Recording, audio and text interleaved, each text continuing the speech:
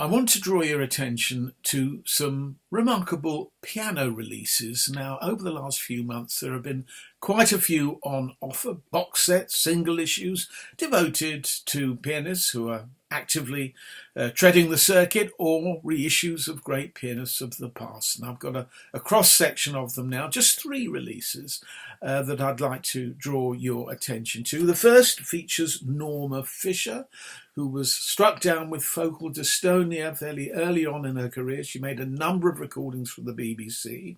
The label Sonata Classics has already issued one disc of music by Schumann and Scriabin, very, very sensitive playing.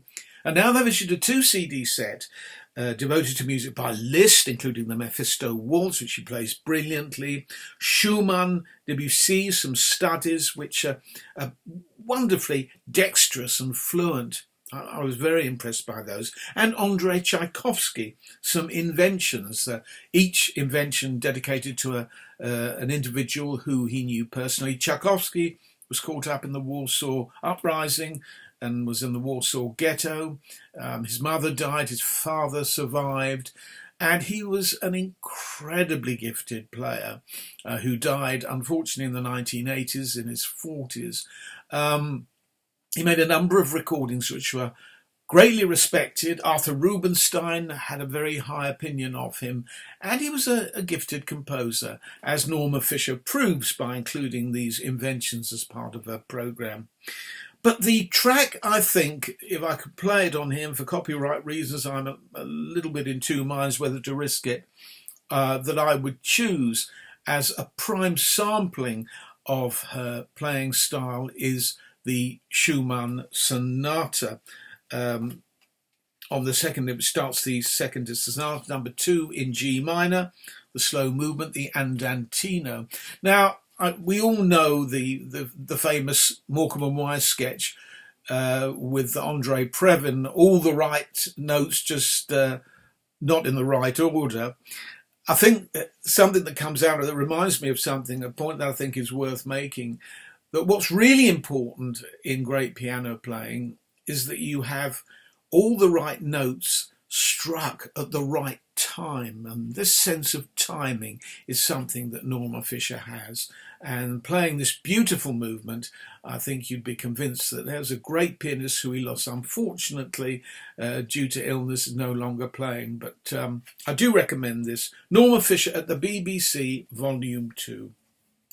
Now, the second set that I'd like to recommend, very different, Martino Tirimo, another fine pianist who has recorded all the Beethoven solo piano music. Now, that doesn't only mean the sonatas. There have been a number of very interesting sets of those. Igor Levit, for example, on Sony Classical, brilliant playing that came out recently.